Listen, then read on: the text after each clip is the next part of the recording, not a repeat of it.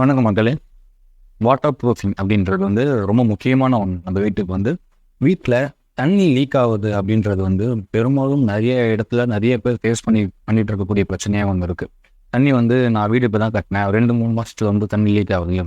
நான் வீடு கட்டி 1 வருஷம் ஆகுது, தண்ணி லீக் ஆகுது, ரூஃப்ல இருந்து லீக் ஆகுது, சவுத்து வழியாக லீக் ஆகுது, சம்பு லீக் ஆகுது, ஓவர் டேங்க் லீக் ஆகுது. இந்த மாதிரி இந்த வாட்டர் லீக்கேஜ், நீர் கசிவு பார்த்தீங்கன்னா ஒரு பெரிய மன உடைச்சலோ ஒருத்தவங்களுக்கு ஃபஸ்ட்டு உண்டாகுது. ஏன்னா ஒரு வீடை கட்டிட்டு ஒரு 2-3 மாதத்துல அந்த புது வீட்டில் தண்ணி லீக் ஆச்சுன்னா அது எந்த அளவுக்கு வருத்தத்தை கொடுக்கும்.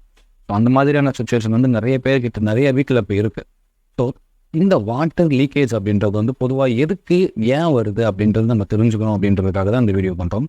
இந்த வாட்டர் லீக்கேஜ் அப்படின்றது முதல்ல இந்த கான்கிரீட் சர்ஃபேஸ்னு இருக்கும் பார்த்தீங்களா, இந்த ரூஃப், பீம், காலம், ஸ்லாப் இந்த மாதிரி இருக்கிற எல்லாமே பொதுவாக ரூஃப்ல இருந்து லீக் ஆகும்.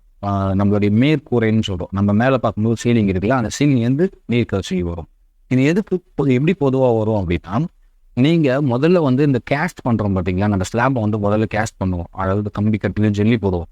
இந்த ஜெல்லி போடும்போது அந்த கான்கிரீட் பார்த்தீங்கன்னா கரெக்டாக பேக் ஆகாமல் இருக்குது. அப்படின்னா பேக் ஆகாமல் மீன்ஸ் அந்த கான்கிரீட் நம்ம கொட்டும்போது வைப்ரேட்டர்னு ஒரு விஷயத்தை நம்ம யூஸ் பண்ணணும்.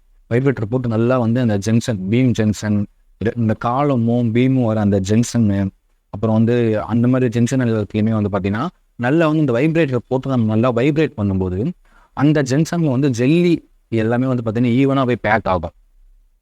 இது நம்ம பண்ணாமல் விட்டுட்டோம்னு வச்சுக்கோங்களேன், அந்த ஜெல்லிலாம் பார்த்தீங்கன்னா போயிட்டு அங்கே கேப்பாக இருக்கும், பேக் ஆகாது, ஒழுங்காக டைட்டாக பேக் ஆகாது. அந்த ஜெல்லிக்குள்ளேயே பார்த்தீங்கன்னா கொஞ்சம் கேப் இருக்கும், கான்கிரீட்டுக்குள்ளே நிறைய போரஸ் இருக்கும்.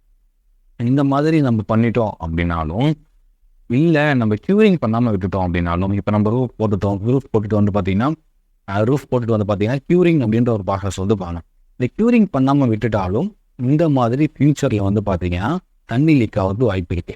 எப்படி அப்படின்னா, இப்போ கான்கிரீட் போட்டுட்டோம், அங்கங்கே கேப் இருக்குது, போரஸ் இருக்குது அப்படின்னா, அந்த போரஸ் கான்கிரீட் உள்ளே பார்த்தீங்கன்னா தண்ணி ஒரு இடத்துல என்ட்ரு ஆயிடுச்சு அப்படின்னா, அந்த போரஸ் உள்ளே ட்ராவல் ஆகி எங்கே கேப் அதிகமாக இருக்கோ அங்கே லீக் ஆகும்.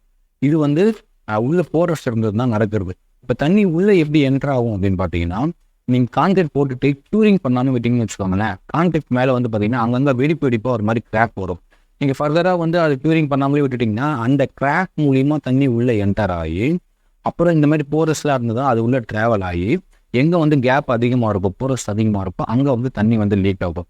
இதுதான் சிஸ்டமேட்டிக் ப்ராசஸ். அதாவது எப்படி தண்ணி லீக் ஆகுது அப்படின்றதுக்கு புரிதலாக புரிஞ்சுக்கணும் அப்படின்னா இப்படி தான் வரும். அதாவது மேலே கிராக் இருக்கும்போது தண்ணி உள்ளே என்ட்ராகும், தண்ணி உள்ளே என்ட்ராகும்போது அங்கே உள்ள கேப் அதிகமாக இருந்ததுன்னா அங்கங்கே ட்ராவல் ஆகி லீக் ஆகும். இவ்வளோ தான் ப்ராசஸ். இப்படி தான் தண்ணி ஒரு ரூஃபில் பார்த்தீங்கன்னா கான்கிரீட் சர்ஃபேஸ் ரூஃபில் தண்ணி லீக் ஆகிறதுக்கு பார்த்தீங்கன்னா வாய்ப்புகள் அதிகப்படியாக இருக்குது. இதை சரி பண்ணவே முடியாதுன்னு கேட்டால் கண்டிப்பாக சரி பண்ண முடியும். இது நம்ம கேஷ் பண்ணும்போதே பார்த்தீங்கன்னா ப்ராப்பராக பண்ணுறது ரொம்ப நல்ல விஷயமா இருக்கும். இன்கேஸ் கேஷ் பண்ணும்போது தப்பு பண்ணிட்டோம், கான்கிரீட் போட்டு லீக் ஆகுது அப்படின்னா ஃபர்தராக நம்மளுக்கு நிறைய ப்ராசஸ் இருக்குது. ஸோ அதை பற்றிலாம் நம்ம வீடியோவில் பார்க்கலாம். கேஸ்ட் பண்ணும்போதே நீங்கள் கான்கிரீட் போட்டுட்டு ப்ராப்பரான வைப்ரேட் யூஸ் பண்ணி வைப்ரேட் பண்ணுங்க. அப்போ தான் பார்த்தீங்கன்னா இந்த மாதிரி ஃபியூச்சரில் வாட்டர் லீக்கேஜ் அப்படின்ற பிரச்சனையை அவாய்ட் பண்ண முடியும். இந்த மாதிரி வாட்டர் லீக்கேஜ் வர்றதுக்கு என்ன காரணம்னு உங்களுக்கு புரிஞ்சிச்சு. இது ரூஃப் கான்கிரீட்டுக்கு.